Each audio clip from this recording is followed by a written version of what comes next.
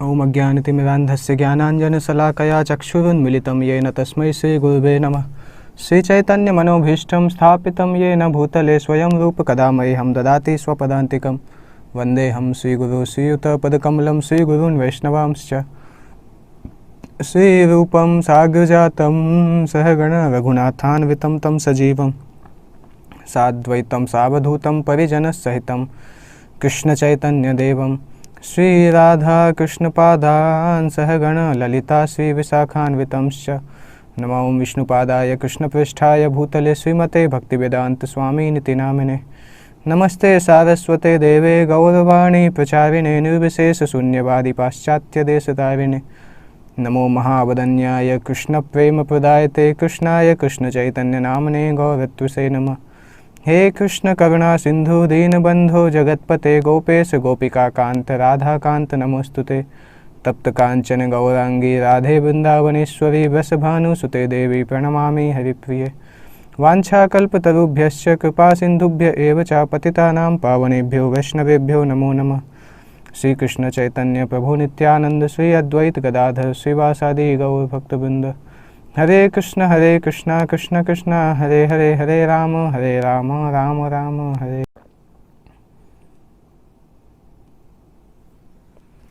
हरे कृष्णा। कल हमने देखा था कि राजकुमार भरत ने महाराज दशरथ का दाह संस्कार करने के बाद 12 दिन तक पूरे राज्य में, अयोध्या राज्य में शोक का समय था और 12 दिन बाद अभी पहली बार राज दरबार प्रारंभ होने वाला है। तो उस दिन सुबह का समय है। राज दरबार जिस दिन प्रारंभ होने वाला है उस दिन अर्ली मॉर्निंग का समय है। भरत और शत्रुघ्न दोनों विश्राम कर रहे थे और भरत जहाँ पे विश्राम कर रहे थे उस महल में एकाएक धीरे धीरे शंख बजना प्रारंभ हुआ सुबह के समय। और शंख की ध्वनि तेज होती गई धीरे धीरे और शंख के साथ साथ कुछ संगीत, धीमा संगीत पहले बजना चालू हुआ और ड्रम्स बजने चालू हुए और फिर धीरे धीरे उसका पिच बढ़ने लगा। और इसके साथ साथ वेदों के मंत्र भी उसके साथ गाना चालू हो गए। अब जब ये सब कुछ मिलके ज़्यादा साउंड आने लगा तो भरत की नींद खुली और नींद खुलते ही साथ भरत ने बोला कि मैं राजा नहीं हूँ, ये सब कुछ रोक दो।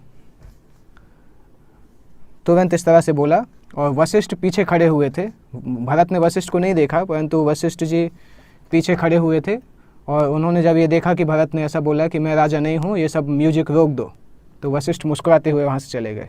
वास्तविकता में ये वशिष्ठ मुनि का टेस्ट था भरत के लिए कि भरत के इंटेंशन वास्तविकता में कहीं राजा बनने के तो नहीं है। और उन्होंने ये टेस्ट इसलिए लिया था क्योंकि व्यक्ति सोते समय व्यक्ति के सबकॉन्शियस माइंड में क्या है ये सबसे आसानी से चेक किया जा सकता है। उसके मन में वास्तविकता में क्या चल रहा है ये सोते समय बहुत अच्छे से टेस्ट किया जा सकता है, क्योंकि मन हमेशा पूरे दिन भर इच्छाओं के साथ खेलता है और जिस इच्छा को वो सबसे ज़्यादा चाहता है उस इच्छा के साथ वो रात में भी प्ले करता है पूरी रात। तो इसलिए वशिष्ठ मुनि ने भरत के लिए ये नाइट टेस्ट अरेंज किया जिससे कि कंफर्म हो कि भरत का वास्तविक मिशन क्या है और उनकी इच्छाएं क्या है। अगर उनको राज्य करने की थोड़ी सी भी इच्छा होती तो ये जो राजा के लिए ये जो ट्रीटमेंट होता है, इस प्रकार से राजा को जगाया जाता था शंख के साथ और इस म्यूजिक के साथ, अगर उसको थोड़ी सी भी इच्छा होती राज्य प्राप्त करने की तो भरत, जो राजकुमार भरत के जो रिएक्शन होता है इस म्यूजिक के लिए ये पॉजिटिव होता और वशिष्ठ मुनि वो चेक करना चाहते थे।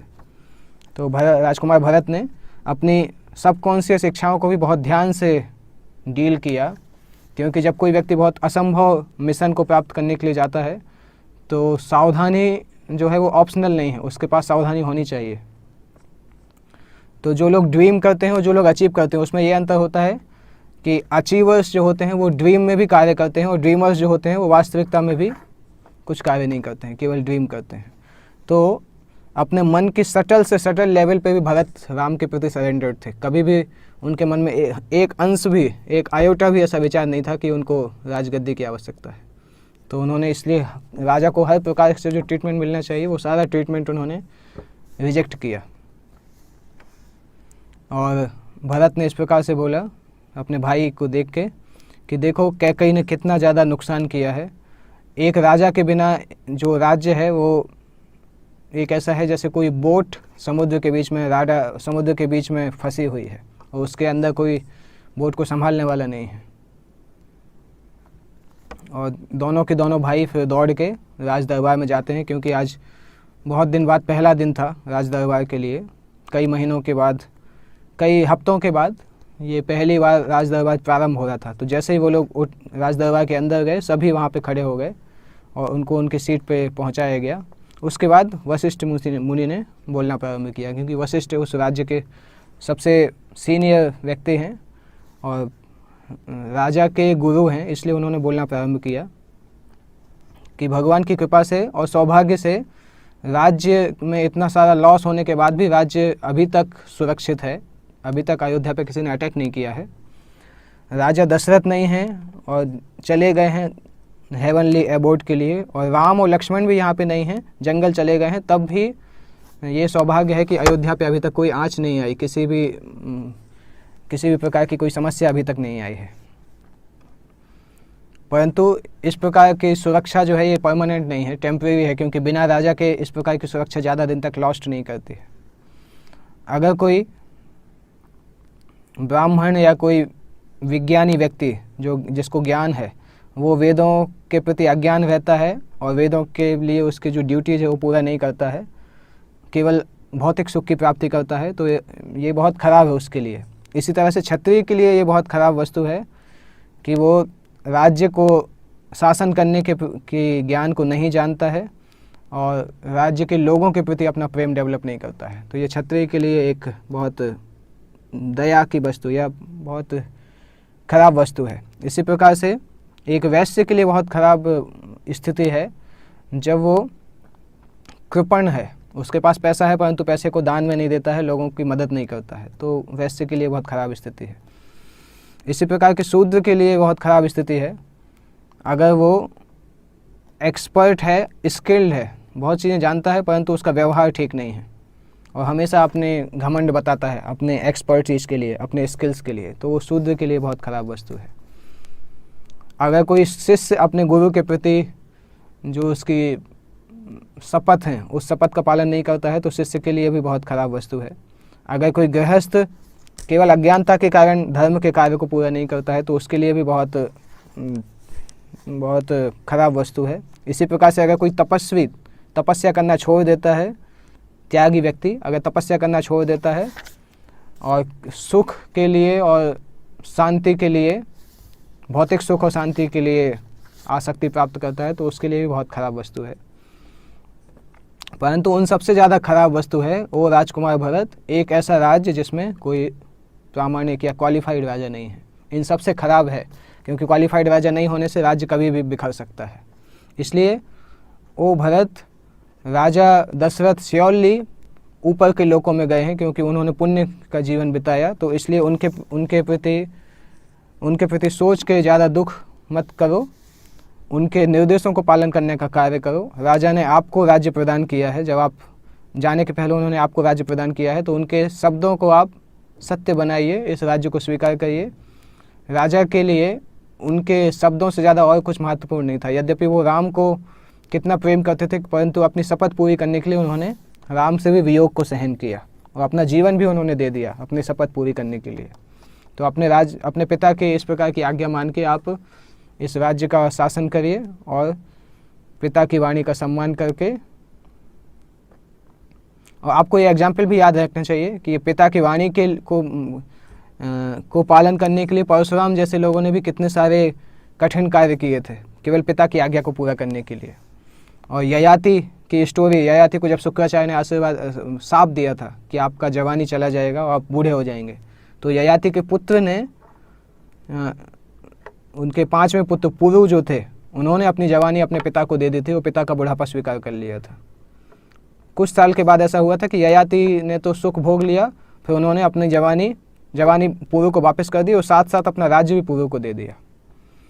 तो अभी ये बता रहे हैं वशिष्ठ मुनि कि भरत आप एक्चुअली पुरु के समान हैं।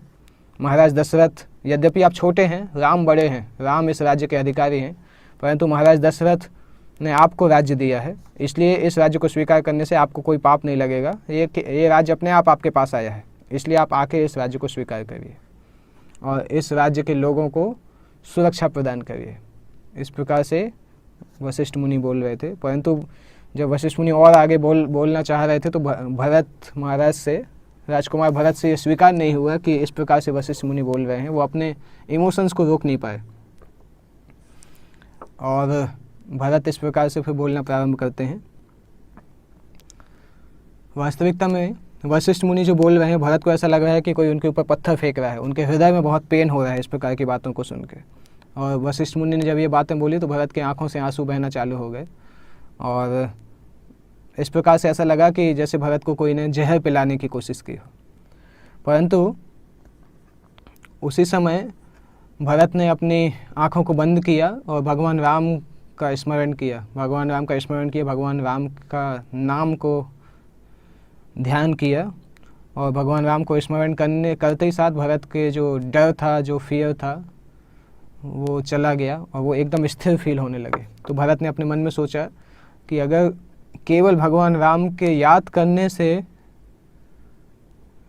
कोई व्यक्ति स्थिर हो सकता है तो भगवान राम की उपस्थिति तो पूरे अयोध्या के गवर्नमेंट को स्टेबल कर देगी, स्थिर कर देगी। केवल उनको याद करने से मैं स्थिर हो जाता हूँ, तो उनकी उपस्थिति जब यहाँ पे होगी तो कितनी बड़ी बात होगी अयोध्या के लिए। तो ये सोच के फिर भरत ने सभी के सामने बोलना प्रारंभ किया। भरत सबसे पहले बताते हैं कुछ आर्ग्यूमेंट्स बताते हैं भरत, और उसमें सबसे पहला बताते हैं कि जिस प्रकार से किसी नग्न व्यक्ति के ऊपर कोई भी आभूषण लगाइए उसका कोई मतलब नहीं, व्यर्थ है, यूजलेस है। जिस प्रकार से अगर कोई व्यक्ति प्रश्न पूछता है परंतु उस उत्तर प्राप्त करने के बाद उत्तर को फॉलो करने का उसका कोई इच्छा नहीं होती है तो वो भी यूजलेस है।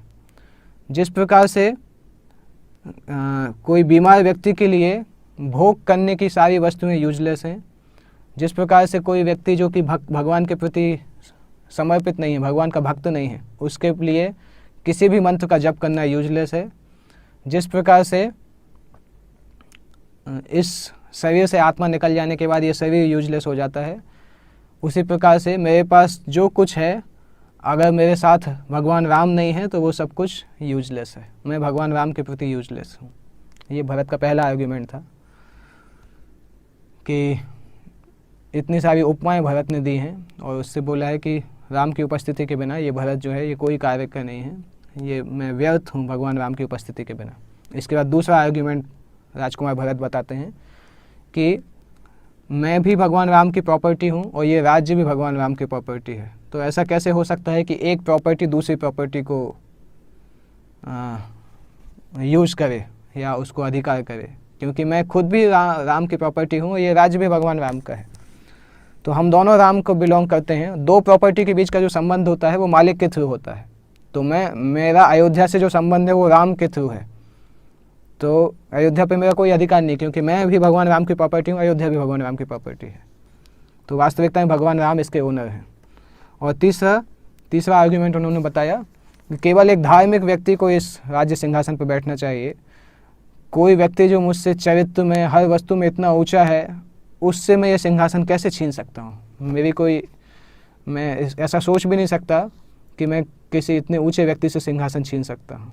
चाहे आप वैदिक शास्त्रों की ज्ञान की बात करें, चाहे आप इंद्रियों के नियंत्रण की बात करें, चाहे अपने कर्तव्यों के पालन की बात करें, चाहे राज्य शासन करने की क्षमता, एडमिनिस्ट्रेटिव एबिलिटी की बात करें, चाहे दया भावना की बात करें, चाहे किसी भी धार्मिक सिद्धांत, किसी भी अच्छे गुण, दैवीय गुण की बात करें, भगवान राम का जो प्लेटफॉर्म है वो बहुत ऊपर है, उस प्लेटफॉर्म को मैं सोच भी नहीं सकता हूँ। भगवान राम ही stands on the loftiest plane,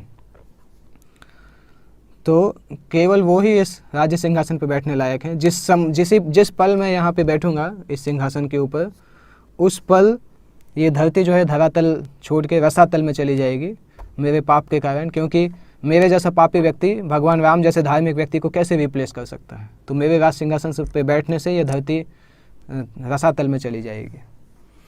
इसके बाद चौथा आर्ग्यूमेंट उन्होंने बहुत इम्पोर्टेंट दिया कि उन्होंने बोला कि हे ऋषि महर्षि वशिष्ठ, आपने बताया कि पुरु ने अपने पिता की आज्ञा का पालन करने के लिए अपनी जवानी को अपने पिता को दे दिया था, परंतु मेरे साथ तो अपोजिट हुआ। मुझे राजा बनाने के लिए मेरी माँ ने मेरे पिता का जीवन छीन लिया। मेरी माँ ने मेरे पिता को मरने के लिए छोड़ दिया, मुझे राजा बनाने के लिए। तो इस प्रकार के अगर मेरे जैसा कोई पुत्र अगर राज्य पे बैठेगा तो दैट मीन्स वो जब राज्य पे बैठेगा तो उसका जो राज्य सिंहासन है वो अपने पिता के और राजा के खून से सना होगा, और हजारों अयोध्या के जो लाखों लोग हैं उनके आंसू भी उसी राज सिंहासन पे होंगे। तो ऐसे राज सिंहासन पे मैं कैसे बैठ सकता हूँ। और पांचवा भी उन्होंने बताया कि अगर मैं बोलता हूँ कि अगर इस सभा में कोई भी व्यक्ति धर्म को जानता है और वो बोलता है कि मेरी माँ ने जो किया वो धार्मिक है, तो मैं समझूंगा कि त्रेता युग के अंदर कलयुग आ चुका है। क्योंकि किसी भी शास्त्र के आधार पर ये प्रूफ नहीं किया जा सकता कि मेरी माँ ने जो किया वो धार्मिक कार्य है। वो एक अनर्थ कार्य है, वो एक अन्याय है, पाप है। अगर कोई ऐसा बोलता है कि वो धार्मिक है, दैट मीन्स अभी हम कलयुग में आ चुके हैं। ये धर्म नहीं बोल रहा है, ये केवल अज्ञान बोल रहा है। क्योंकि धर्म के जो नियम हैं वो केवल आसन में बहुत इंपॉर्टेंट दिया कि उन्होंने बोला कि हे ऋषि महर्षि वशिष्ठ, आपने बताया कि पुरु ने अपने पिता की आज्ञा का पालन करने के लिए अपनी जवानी को अपने पिता को दे दिया था, परंतु मेरे साथ तो अपोजिट हुआ। मुझे राजा बनाने के लिए मेरी माँ ने मेरे पिता का जीवन छीन लिया। मेरी माँ ने मेरे पिता को मरने के लिए छोड़ दिया, मुझे राजा बनाने के लिए।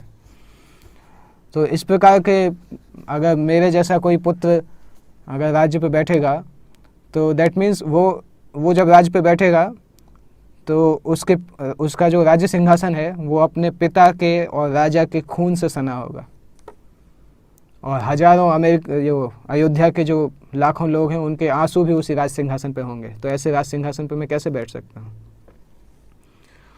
और पांचवा भी उन्होंने बताया कि अगर मैं बोलता हूँ कि अगर इस सभा में कोई भी व्यक्ति धर्म को जानता है और वो बोलता है कि मेरी माँ ने जो किया वो धार्मिक है, तो मैं समझूंगा कि त्रेता युग के अंदर कलयुग आ चुका है।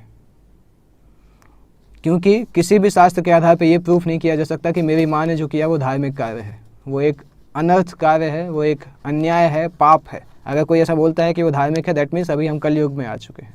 ये धर्म नहीं बोल रहा है, ये केवल अज्ञान बोल रहा है।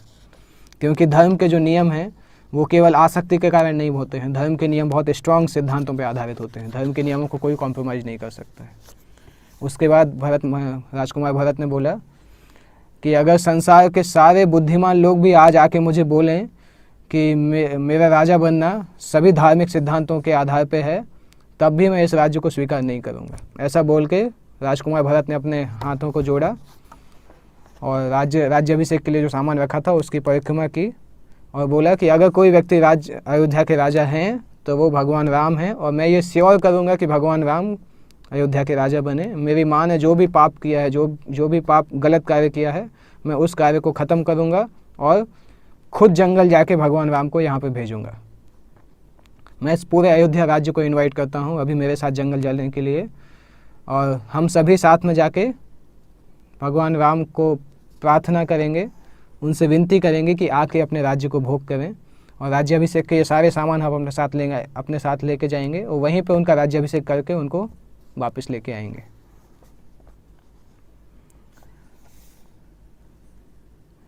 जब इस प्रकार से भरत ने बोला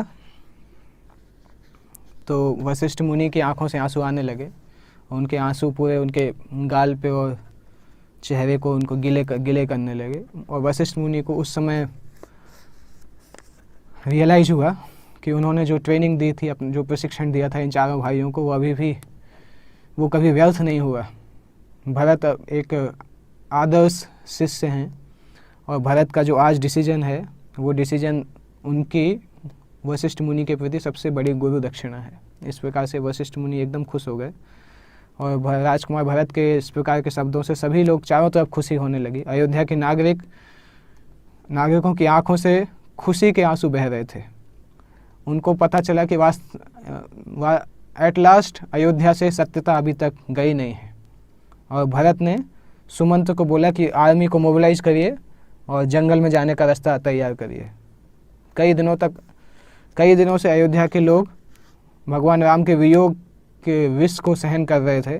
भरत के जो शब्द थे, इतने बुद्धिमानी पूर्वक शब्द थे, वो एक मंत्र के समान थे जो कि उस विष को मारने के लिए कार्य किए। और भरत ने जिस प्रकार से डिसीजन लिया, उससे अयोध्या के सारे नागरिक बहुत खुश हो गए। इसी प्रकार से खुश हो गए जैसे कि मोर और चातक पक्षी खुश हो जाते हैं जब बरसात प्रारंभ होती है। इस प्रकार से सभी लोग खुश हो गए। तो राजकुमार भरत ने केवल अपनी माँ के द्वारा जो सिचुएशन बनाई गई थी उसके साथ कॉम्प्रोमाइज़ करके नहीं रहे। उन्होंने अपनी माँ ने जो गलती की थी उसको सुधारने के लिए पूरी तरह से कार्य किया।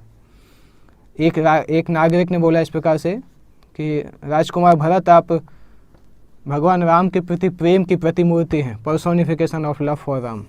इसलिए ऐसा कोई आश्चर्य नहीं है कि आपके मुख से इस प्रकार के शब्द निकल रहे हैं। दूसरे नागरिक ने बोला कि ऐसा व्यक्ति जो अपनी मूर्खता के कारण तुमसे घृणा करता है, केवल तुम्हारी माँ के गलत कार्य के कारण, ऐसा व्यक्ति मूर्ख होगा और लाखों साल तक नरक में वास करेगा। एक दूसरे व्यक्ति ने बोला कि जिस प्रकार से सांप के सिर के ऊपर जो मणि होती है, सांप यद्यपि जहरीला होता है परंतु मणि का कोई फॉल्ट नहीं होता है। मणि तो उतनी ज़्यादा वैल्यूएबल होती है और उस मणि को उस सांप के एंटीडोट के जैसा पालन किया जाता है, उस सांप के विष को निकालने में यूज किया जाता है। इसी प्रकार से तुम इस प्रकार से मणि हो जो तुम्हारी माँ ने जो विष फैलाया था, उस विष को तुम ख़त्म करने वाले हो। तो पूरे के पूरे राज दरबार में इस प्रकार से खुशी की लहर दौड़ गई और सभी लोग डिस्कस कर रहे थे। अयोध्या की स्त्रियां बहुत खुश हो गई थी इस न्यूज़ को और सभी स्त्रियों ने बोला अपने अपने पतियों को कि जाओ भरत के साथ और राम को वापस लेके आओ। अयोध्या के हर घर में, हर डायरेक्शन में लोग खुशी खुशी अपने कंधे पे बैग लेके बाहर निकलने लगे और सभी का एक ही मिशन था, भगवान राम को अयोध्या के राजा के जैसे वापस लेके आना। एक्चुअली हमारे जीवन का भी यही मिशन है, किस प्रकार से भगवान राम, भगवान कृष्ण को अपने हृदय में स्थापित करना। हम कैकई के समान, मंथरा जो है वो माया के अटैक के समान है और मंथरा के प्रभाव से लिविंग एंटिटी कैकई जो है वो जीव के समान है। हम सभी ने भगवान राम को वनवास पे भेज दिया है। कितने लाखों जन्मों से हम भगवान के प्रेम को भूल चुके हैं, यद्यपि भगवान हमसे सबसे ज़्यादा प्रेम करते हैं। तो हमारी हालत उसी तरीके से अनफॉर्चुनेट कैकई के जैसी है। तो हमारे भी जीवन का यही मिशन है कि किस प्रकार से भगवान को वापस अपने हृदय में स्थापित करना है। इस मिशन के लिए हम सभी को सीरियस होना चाहिए और कोशिश करना चाहिए कि इस जीवन के अंत तक, मृत्यु प्राप्त होने के पहले, हम इस मिशन को प्राप्त कर सकें। तो यहाँ पे राजकुमार भरत का एक और टेस्ट हुआ वशिष्ठ ऋषि के द्वारा। वशिष्ठ मुनि उनके डिटर्मिनेशन को चेक कर रहे थे, उनको चॉइस दे रहे थे, एक आसान रास्ते की, इजी पाथ की चॉइस दे रहे थे। परंतु भरत महाराज ने उस टेस्ट को भी पास किया और भरत पूरी तरह से सावधान थे कि किस प्रकार से उनको किसी भी प्रकार के ट्रैप, किसी भी प्रकार के जाल में नहीं फंसना है। कुछ भी हो जाए परंतु उनको भगवान राम को वापस लेके आना। ऐसे हजारों लोग तैयार हो गए रोड बनाने के लिए, गंगा तक रोड बनाने के लिए तैयार हो गए। उस टास्क फोर्स में बहुत सारे लोग थे, कुछ गड्ढा खोदने वाले, कुछ मैकेनिक, प्लास्टरर, कारपेंटर, बहुत सारे लोग थे। जिसको जो स्किल आता था वो सभी तैयार थे रोड बनाने के लिए। कुछ लोग थे जिनको स्किल भी नहीं आता था परंतु उनका उत्साह, उनकी एनर्जी इतनी ज़्यादा थी कि उनको जो बोला जाए वो करने के लिए तैयार थे। और बहुत जल्दी रोड स्टार्ट हो गई और पेड़ों को हटाया गया, रॉक्स को, जो चट्टानें थी उस चट्टानों को तोड़ के छोटा करके रोड बना दी गई। रास्ते में जो पेड़ थे उन पेड़ों को निकाल के नए पेड़ों को रास्ते के बगल में लगा दिए गए। रास्ते के बगल में रेन वाटर हार्वेस्टिंग करके वहाँ पे तालाब बनाए गए जिससे कि प्यास मिट सके लोगों की। बहुत सारे अलग अलग क्या बोलते हैं, कुआं और तालाब, ये सब बनाए गए और बहुत सारे फल के पेड़ लगा दिए गए रास्ते में कि जिससे जब लोग आएंगे तो फल की प्राप्ति हो सकती है। और रेगुलर इंटरवल पे अलग अलग टेंट भी लगे हुए थे लोगों को विश्राम के लिए, जिससे कि कोई अगर थका हो तो वो विश्राम कर सकते हैं। इस प्रकार से भरत निकलते हैं। और कितने लोग राजकुमार भरत के साथ जाते हैं, ये इस पूरे प्रोसेसन में 9,000 हाथी हैं, 9,000 हाथी थे, 60,000 रथ थे, 10,000 आर्मी के मैन थे, आर्मी के लोग थे, और कई लाख जो थे वो नागरिक थे। भरत और शत्रुघ्न सबसे आगे चल रहे थे और उनके रथ के ऊपर ध्वज था, कोविदार वृक्ष का ध्वज था। कोविदार जो है वो पर्पल कलर का होता है। पर्पल कलर का मतलब होता है कि लॉन्ग लास्टिंग स्टेबिलिटी, अधिक समय तक स्टेबल रहता है। तो उस प्रकार का उनका ध्वज है। सारे के सारे मिनिस्टर और सारे काउंसलर उपस्थित थे। सभी रानियां भी पालकी में जा रही थी। और अयोध्या के सामान्य लोग, सभी लोग, व्यापारी लोग और लकड़हारे, कुम्हार, सभी लोग उस साथ में जा रहे थे। सभी लोगों को राम के प्रति प्रेम की प्राप्ति थी और सभी लोगों के मन में केवल एक ही विचार था कि भगवान राम को वापस लेके आना है। कब हम पहली बार राम का दर्शन करेंगे इतने दिनों में। और जिस प्रकार से कोई व्यक्ति प्यासा होता है और वो पानी की तलाश करता है, उसी प्रकार से सभी लोग केवल उस क्षण की प्रतीक्षा कर रहे थे जब वो भगवान राम के दर्शन करेंगे, उनके दुख खत्म होंगे राम के दर्शन करके। तो जिस प्रकार से बहुत सारे डायमंड और रूबीज एक ही धागे से जुड़े होते हैं, उसी प्रकार से बहुत सारे लोग अगर भगवान के प्रति प्रेम या भगवान की सेवा के से कनेक्टेड रहते हैं तो वो एक स्ट्रिंग के समान बन सकते हैं, एक नेकलेस के समान बन सकते हैं। अगर पूरे मानव समाज को भगवत सेवा के द्वारा जोड़ दिया जाए एक दूसरे से, तो पूरा मानव समाज बहुत सुंदर हो जाता है।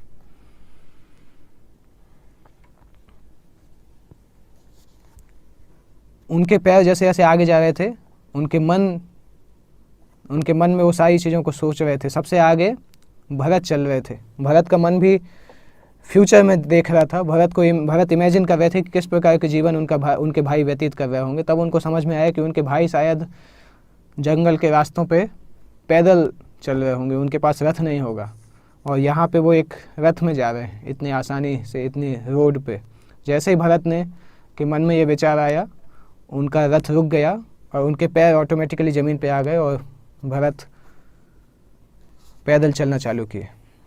जब भरत इस प्रकार से चलना चालू किए तो सारे लोग भी पैदल चलना चालू किए। परंतु ऐसा सोच के जब सभी लोग पैदल चल रहे थे तो सबको भगवान राम के बहुत क्लोज फील कर रहे थे। वो भरत के प्रति उनका सम्मान और बढ़ गया था। परंतु केवल कौशल्या जो थी, उनको थोड़े कठिनाई हो रही थी इस प्रकार के चेंज ऑफ पैटर्न में। तो कौशल्या ने अपने जो पालकी चलाने वाले थे उनको बोला भरत के पास चलने के लिए। और जब भरत के पास उनकी पालकी पहुंची तो कौशल्या ने भरत से बोला कि भरत, अगर आप पैदल चलोगे तो पूरी पार्टी आपको फॉलो करेगी। ऑलरेडी वो सब इतने सारे दुख से परेशान हैं, तो आप उनको और ज़्यादा परेशान क्यों करना चाहते हो उनको इतना दूर पैदल चल के। वो फिजिकली और मेंटली तैयार नहीं है इतनी मेहनत करने के लिए। और ये इम्पॉर्टेंट नहीं है कि हम राम के पास कैसे पहुंचते हैं, ये इम्पॉर्टेंट है कि हम उनके पास कब पहुंचते हैं। तो इस स्थिति में समय ज़्यादा इम्पॉर्टेंट है।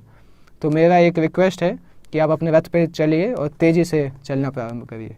भरत और शत्रुघ्न ने तुरंत अपनी माँ के जो ज्ञान था, बुद्धि थी, उसको प्रणाम किया और तुरंत रथ पे चढ़ गए और फास्ट स्पीड से चलना चालू की। इस जर्नी में, इस यात्रा में हजारों लाखों लोग थे, परंतु कोई बोल नहीं रहा था, सभी साइलेंट थे। कोई म्यूजिक भी नहीं चल रहा था और कुछ भी नहीं चल रहा था। अगर ये चलता नहीं होता तो ऐसा लगता कि कोई पेंटिंग है दीवार के ऊपर, इतना ज़्यादा शांति थी वहाँ पे।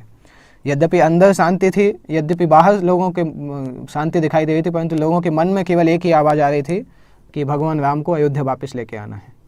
जब ये गंगा नदी के किनारे पहुँचे तो राजकुमार भरत ने डिसाइड किया कि श्रृंगवेरपुर में विश्राम करते हैं। और जैसे जैसे टेंट वहाँ पे बिछाए जा रहे थे और लोग अपना अपना बैग उतार रहे थे, भरत गंगा नदी में तर्पण करने के लिए गए अपने पिता के लिए।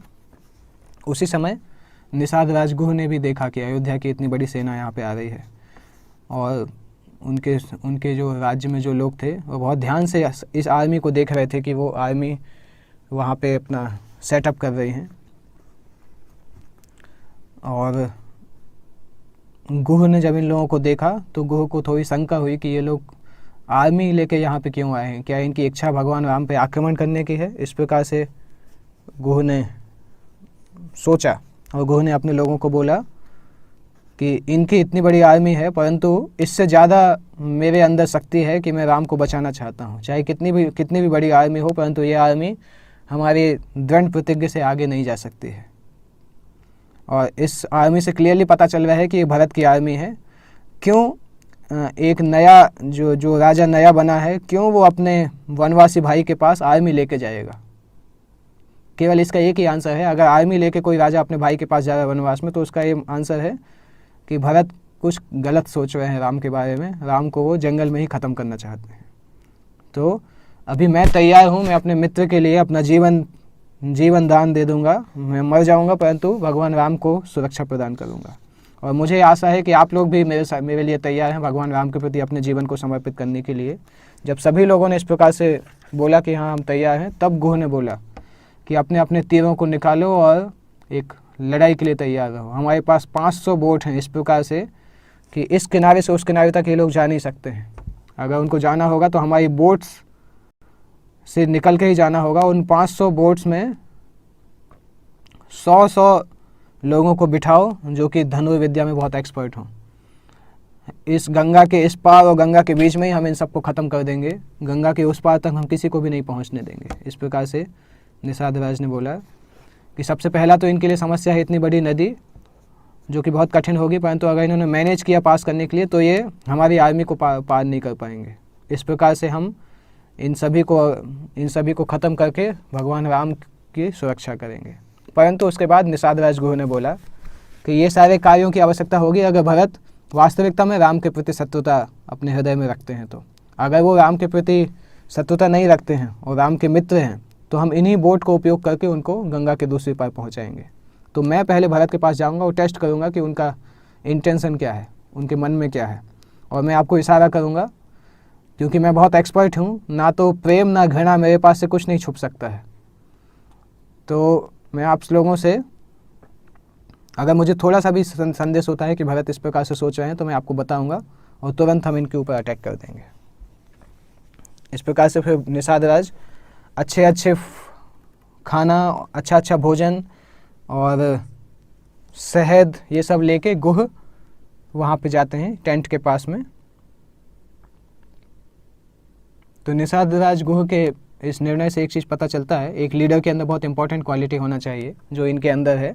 यद्यपि वो बहुत गुस्से में थे सेना को देखने के बाद, परंतु उस गुस्से में भी उन्होंने अपने विचार शक्ति को छीन या विचार शक्ति को ख़त्म नहीं होने दिया। उन्होंने ये नहीं बोला कि अभी इनको आक्रमण कर देते हैं। उन्होंने सोचा कि यद्यपि हमारे पास सारी तैयारी है, परंतु उसके बाद भी मैं जाके पहले टेस्ट करूंगा, उसके बाद ही हम करेंगे। तो ये लीडर के लिए बहुत ज़रूरी है इस प्रकार से सोचना, थॉटफुल होना, सोच के कोई कार्य करना, और अननेसेसरी ज़्यादा एंगर को अपने ऊपर, गुस्से को अपने ऊपर हावी नहीं होने देना। ये बहुत अच्छा लक्षण है। सुमंत्र ने जब देखा कि निषाद राज आने वाले हैं, निषाद राज सामने से आ रहे हैं, तो सुमंत्र ने भरत को बताया गुह के अराइवल के बारे में। और जब भरत को पता चला कि निषाद राज गुह जो हैं वो भगवान राम के बहुत अच्छे मित्र हैं, बहुत क्लोज मित्र हैं, तो वो तुरंत उनसे मिलने के लिए आगे जाने लगे। और उनको लगा कि ये शायद बता सकते हैं कि भगवान राम कहाँ पे गए हैं। और जैसे ही गुह ने भरत को पहली बार देखा, तो गुह को हृदय में कन्विक्शन हो गया कि ये व्यक्ति, इनके हृदय में कोई गंदगी नहीं हो सकती है। उनके चेहरे को देख के, उनका चेहरा, भरत का चेहरा एकदम भगवान राम से मिलता जुलता था, क्योंकि वो भगवान राम पे हमेशा मेडिटेट करते रहते थे। उनका ध्यान भगवान राम के ऊपर था, इसलिए उनका चेहरा भगवान राम से मिलता जुलता था। और बहुत ज़्यादा रोने के कारण उनकी आंखों के नीचे बहुत बड़े बड़े सर्किल बन गए थे, काले काले सर्किल, लगातार रोने के कारण। और ऐसा लग रहा था कि वो अपने जीवन से थक चुके हैं। तो गुह ने अपने विनम्रता से उनसे पूछा कि मैं अपने लोगों की तरफ से आपको रिपोर्ट कर रहा हूँ, हम सभी आपके सब्जेक्ट हैं, हमारे पास जो कुछ है वो सब आपका है, और उनको गिफ्ट ऑफर किया। और इस प्रकार से भरत ने जब उनको धन्यवाद बोला, भरत ने उसके बाद तुरंत पूछा जो उनके मन में प्रश्न था कि हे मित्र, हमें केवल एक चीज़ बताइए कि हम भरद्वाज ऋषि के आश्रम तक कैसे पहुँचेंगे। क्या कोई तरीका है जिससे कि हमें इस नदी को पार नहीं करना पड़ेगा? इस प्रकार से भरत ने पूछा और गुह ने तुरंत बोला कि केवल माँ गंगा ही आपको साधुओं के आश्रम तक पहुँचा सकती हैं। परंतु कोई चिंता की बात नहीं है, ये नदी केवल उनके लिए खतरनाक है जो इनके आश्रय, जो इनके शेल्टर नहीं लेते हैं। इन नदी में रहने वाली मछलियों के लिए ये नदी उनका घर है। और हम बोटमैन जो हैं, हम नाविक लोग हैं, ये गंगा माँ हमारी माँ है जो कि हमें मेंटेन करती हैं, हमें भोजन प्रदान करती हैं। तो मेरे पास 500 बोट हैं, उन 500 बोट से आपकी आर्मी को हम क्रॉस कर देंगे। केवल मेरे लोग आपको क्रॉस करने के लिए मदद ही नहीं करेंगे, वो आपको गाइड भी करेंगे कि आपको जंगल में कहाँ कहाँ जाना है और भारद्वाज मुनि के आश्रम में कैसे पहुँचना है। परंतु इसके पहले मैं आपकी मदद करूँ, मैं एक चीज़ आपसे पूछना चाहता हूँ। तो गुहा यहाँ पे सोच रहे थे कि उनको डिप्लोमेटिक तरीके से पूछना चाहिए, सीधा पूछना चाहिए। परंतु भरत को जब उन्होंने देखा, भरत के चेहरे को देख के उनको विश्वास हुआ, तो उन्होंने सीधा भरत से प्रश्न पूछा कि क्या आप राम को आक्रमण करने के लिए आए हैं? आपके चेहरे पे निर्दोष लक्षण, इनोसेंस को देख के एक दूसरी चीज़ पता चलती है, परंतु आप जिस प्रकार से इतनी सारी आर्मी लेके आए हैं उससे दूसरी चीज़ पता चलती है। तो मुझे डाउट है कि आपका इंटेंशन क्या है, आप राम को अटैक करने के लिए आए हैं या किस लिए आए हैं? और जब इस प्रकार से भरत ने सुना तो भरत का चेहरा एकदम बदल गया। और भरत के बदलते हुए चेहरे को देख के निषाद राज ने बोला कि आप मुझे माफ़ करिए, मैंने इस प्रकार से अपने बात को बताया, परंतु भगवान राम के प्रति मेरा प्रेम जो है उसके कारण मुझे कोई शर्म नहीं आती है और मैं अपनी बुद्धि को भी उपयोग उनकी प्रेम के कारण ही, उनकी सुरक्षा के कारण मैं इस प्रकार से प्रश्न किया। जब राजकुमार भरत ने जब ये प्रश्न सुने तो भरत एकदम दुखी हो गए। उनको जो अच्छा जो उनका स्वभाव था वो एकदम से ऐसा लगा कि वो अपने आप को घृणा करते हैं। उनको ऐसा लगा कि कोई ऐसा वो पेड़ जैसे अंदर से जलता हो, इस प्रकार से उनको फील हुआ। उन्होंने अपने हाथ से, अपने दोनों हाथों से अपने फेस को कवर करके बोला कि हे गुहा, आपने मुझे इस प्रकार से चाकू जैसा मार दिया। आपने मुझे डाउट क्यों किया? हर व्यक्ति मेरे ऊपर क्यों संदेह कर रहा है? भगवान राम मेरे बड़े भाई हैं और वो अभी तो वो मेरे पिता के समान हैं। मैं कैसे उनके खिलाफ कोई गलत वस्तु सोच भी सकता हूँ? मैं यहाँ पे आया हूँ, मेरी माँ ने जो भी गलत किया है उस सब को ख़त्म करने के लिए मैं यहाँ पे आया हूँ। मैं भगवान राम को वापस ले जाके अयोध्या में राज सिंहासन पर बिठाना चाहता हूँ। कृपा करके मेरे इंटेंशन पे संदेह मत करिए। तो ये सुन के निषाद राज गुह की आंखों में आंसू आने लगे। उन्होंने भरत से बोला कि भरत, आपको बहुत आशीर्वाद प्राप्त हो। आप तो लाखों में एक व्यक्ति हैं, आप ही केवल ऐसे हैं, कोई आपके जैसा नहीं है। वास्तविकता में भगवान राम ने जो किया वो भी इतना बड़ा नहीं है जितना आप करने का सोच रहे हैं। उन्होंने राज्य को छोड़ा क्योंकि उनको ऐसा बोला गया था। उन्होंने अपने पिता की आज्ञा पालन करने के लिए और धर्म के नियम को पालन करने के लिए उन्होंने ये रास्ते को स्वीकार किया। परंतु आपको तो किसी ने इस राज्य को छोड़ने के लिए नहीं बोला है। आपके लिए ये राज्य सामने आपकी चॉइस से आया है, पर तब भी आप इस राज्य को लेने के लिए तैयार नहीं हैं। तो ये बहुत महान कार्य है। अगर आप इस राज्य को भोग करते भी हैं तो आपको कोई ब्लेम नहीं करेगा, क्योंकि ये तो आपके पास अपने आप आया है। आपने उसके लिए कोई प्रयास नहीं किया है। परंतु तब भी आप राम को वापस लाके यहाँ पे बिठाना चाहते हैं, ये बहुत बड़ी बात है। आपका जो यश है इस पूरे संसार में फैलेगा उसी तरीके से जैसे कि सूर्य की किरणें इस संसार में फैलती हैं। तो जिस प्रकार से भरत को पहले उन्होंने आरोप लगाया था उससे वो दुखी हो गए थे। उन्होंने जब भरत को प्रशंसा करनी चालू की तो तब भी भरत को दुख हुआ।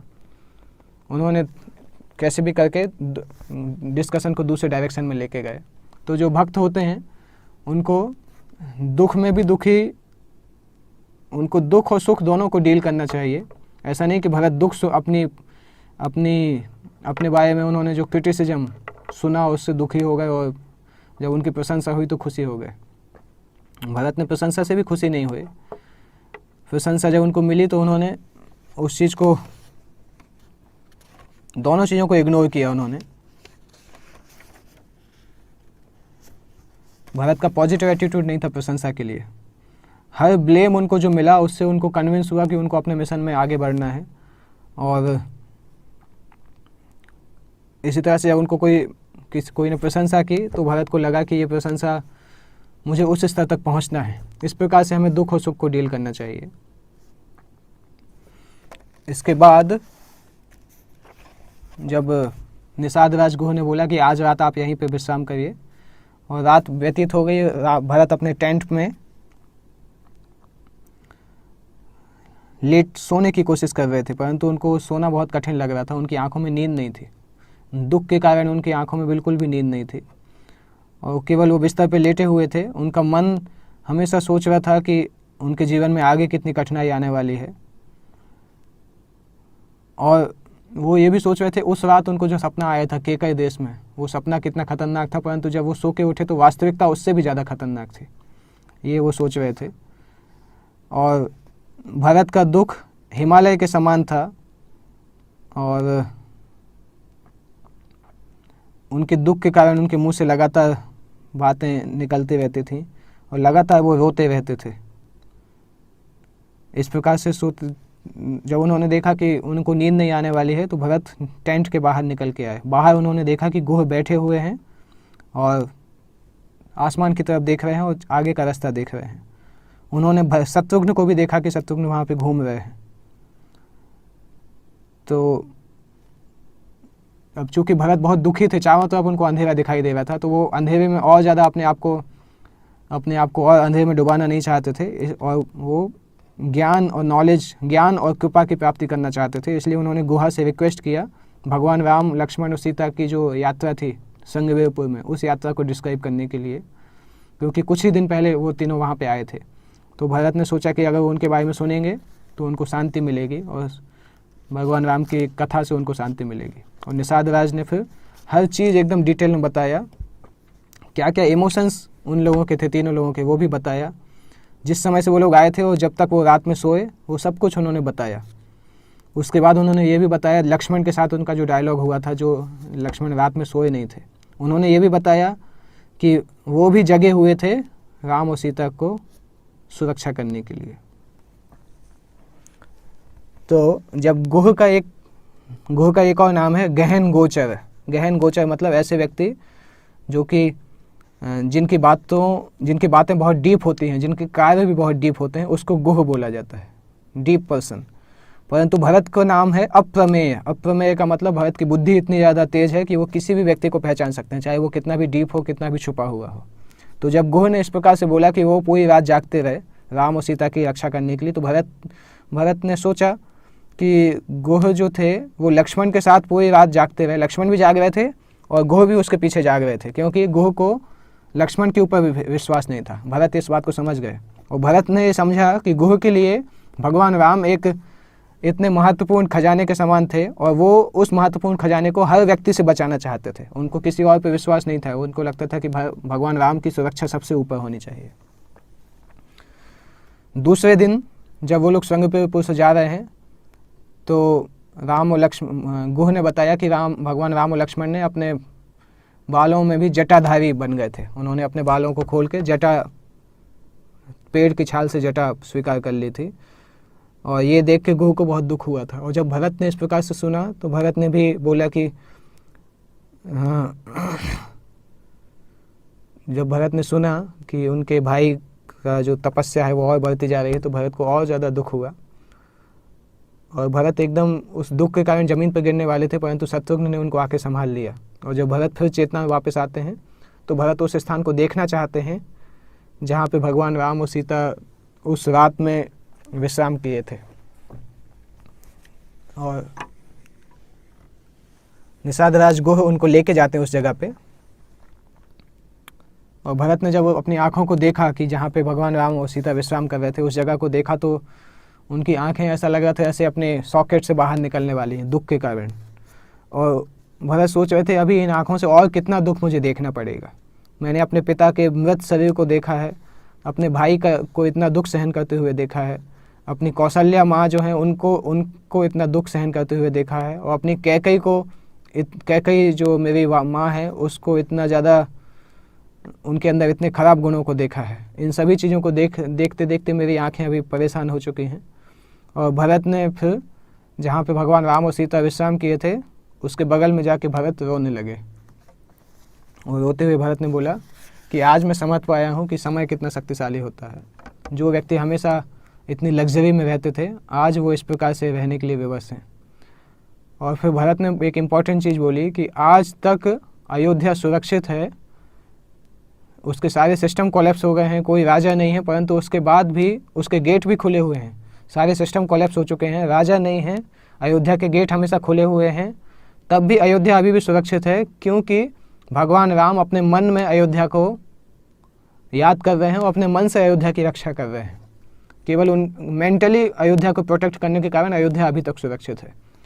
तो कोई व्यक्ति जो अपनी अनुपस्थिति में भी इतने बड़ी वस्तु को सुरक्षित कर सकता है केवल अपने विचारों के द्वारा, वो व्यक्ति भी इस प्रकार से दुख स्वीकार कर रहे हैं। कैसे हम इस समय शक्ति को समझ सकते हैं? और फिर भरत बोलते हैं कि वास्तविकता में लक्ष्मण और सीता बहुत सौभाग्यशाली हैं कि वो भगवान राम के साथ में हैं और उनका संग उनको प्राप्त हो रहा है।